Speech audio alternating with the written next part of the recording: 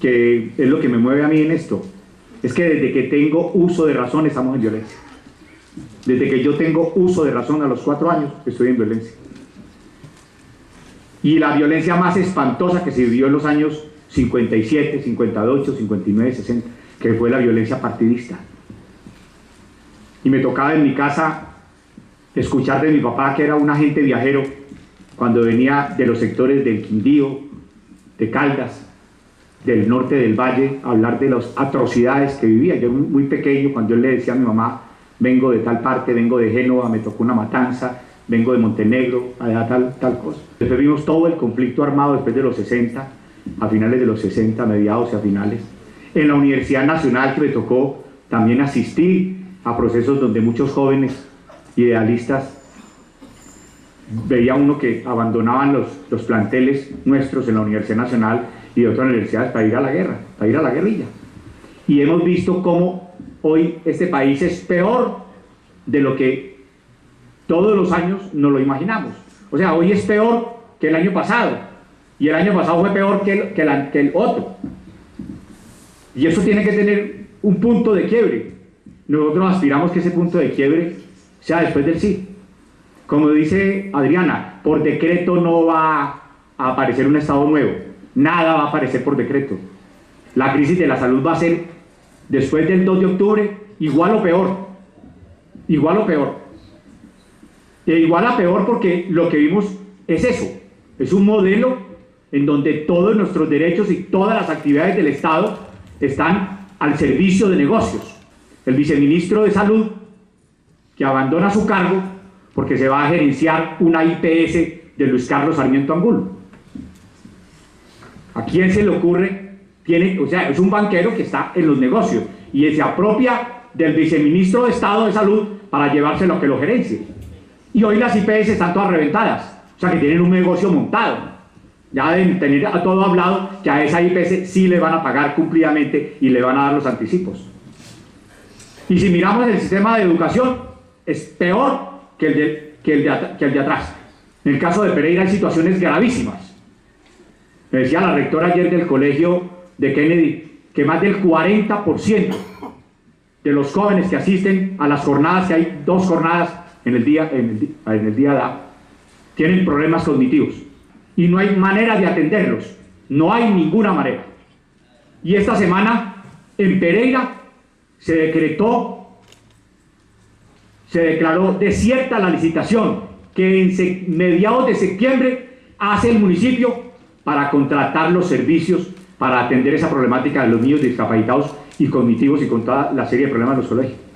O sea, hay una estructura mafiosa montada hace muchos años que a la vista de todos nosotros y por encima de los organismos de control se apropia año a año de los recursos que se destinan del sistema general de particular para ese servicio. Nada hay que hacer, nadie concurre, nadie defiende. Y en materia de servicios públicos domiciliarios, ni qué hablar. Yo estoy en el Consejo de Pereira, fui concejal del 1995 al 2000 y fui diputado después en el 2001 al 2003. Y hoy hay una corporación peor de la que me tocó a mí, peor. La corrupción campea, impresionante. Con Daniel presentamos, señor senador, una demanda contra el plan de ordenamiento territorial que se aprobó el año pasado. Y resulta que ese acuerdo fue suspendido porque fue mal tramitado.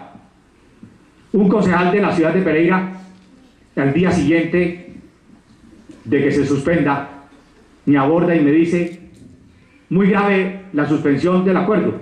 Y le dije, sí, muy grave, extremadamente grave. Y me dijo, le voy a decir una cosa, ¿usted qué opina de esto? Y le dije, ¿cuál?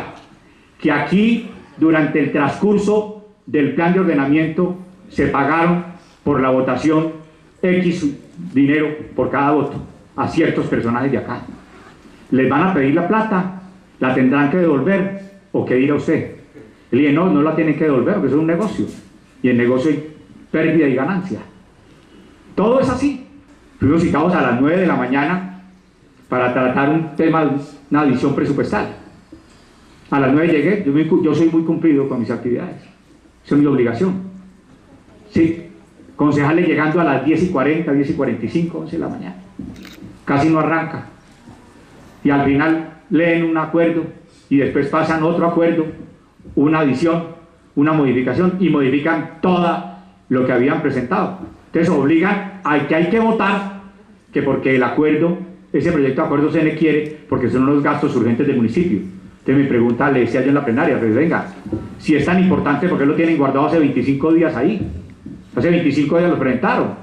¿Cómo que la coalición del alcalde, que ya son todos están ya con el alcalde? El único que no soy yo. Todos ya están. ¿Cómo que esa coalición mayoritaria no tramita a tiempo y viene a tramitarla hoy, sábado, en medio de la pereza, en medio de la modorra, en medio de la corruptela, para ver aquí los importantes, para ver qué sacan de partido? Esa es la democracia nuestra. Eso es lo que me toca vivir. Y de ahí se desprende toda una crisis institucional, social, política y económica de la ciudad. Profunda. Su principal organismo de control y de coadministración completamente capturado y al servicio de mafias. Esto es al servicio de mafias. Todo el mundo es con una hoja de vida debajo del hombro, buscando que le prorroguen un contrato de 2 meses como celador de un colegio, como secretario de un colegio, como tesorero. Vienen de tránsito y dicen que el director de tránsito le dice al hijo de una persona que si aparece con el concejal Cruz Valladá, le da un contrato por 4 meses. Entonces el padre le dice a uno, por favor, es que necesito que me lo ponga a trabajar, como el coto de casa, tráigalo acá y aquí lo tengo capturado. Esa es la política. Y eso es lo que tenemos que cambiar. A eso yo vengo con un mensaje en ese sentido. ¿Cómo después del 2 logramos consolidar una verdadera fuerza política en Pereira de Risaralda que represente a todos los sectores, a los que nosotros representamos, a los que estamos acá? Que queremos un país diferente, que queremos un país de bienestar, un país para todos, donde haya una clase media poderosa, que tenga derechos. Y como decía el senador Jorge Robledo ahora a las 2 de la tarde en una reunión, donde el sol salga para todos, y no como ahora, que sale caliente para los de arriba y para el resto le sale lluvia. Necesitamos que este polo democrático, necesitamos que otras fuerzas nuevas, otros sectores que no han participado en la política nos acompañen, que acompañen a otros jóvenes que quieren irrumpir en la política. No tiene sentido que ante tanta crisis como la que se vive en Risaralda y en Colombia, en Pereira solamente haya un concejal de la oposición, uno solo, y que los que han depredado, los que depredaron nuestro patrimonio, los que privatizaron nuestras empresas hechas con el trabajo y el esfuerzo de décadas y décadas y décadas de ciudadanos de bien que construyeron un gran patrimonio público, o sea, la mayoría en el Consejo. Eso habráse visto, que una sociedad elija 5 concejales del partido de la U, que tuvo 3 periodos la administración de esa ciudad y que la entregó saqueada, que cogieron los recursos del patrimonio para dilapidarlos como los dilapidaron. Algo pasa, algo nos está fallando, y nos falla es porque no hay democracia, porque es que no hay. Eso es lo que necesitamos construir, necesitamos comprometernos en eso. Esa es la tarea, y la tarea es que en la medida en que nos demoremos, hay una cantidad de jóvenes, hombres y mujeres con una altísima formación, con grandes deseos de participar y aportar dignamente en la política, de hacer la política con dignidad y no por negocio, por puestos, sino verdaderamente por defender los ideales, por defender principios de los partidos, por defender a la sociedad. No van a seguir, van a apartarse. Entonces al final la escogencia es entre el menos malo de los malos, que es lo que ocurre ahora. Quiero terminar con un ejemplo también que quiero ponerlo entre ustedes. Resulta que la ciudad de Pereira elige 2 curadores urbanos, que son puestos muy importantes. Son los que tienen que vigilar y controlar toda la expedición de licencias en materia urbanística y en materia de actuaciones urbanísticas. Eso es un concurso. Y Pereira tiene profesionales, arquitectos, ingenieros, urbanistas, y aquí se convoca un concurso para curador, y para el curador número 2 escasamente 2 personas participaron. 2, porque cierran completamente todas las posibilidades, construyen los procesos de acuerdo a los intereses de una determinada persona, porque esto se volvió un negocio.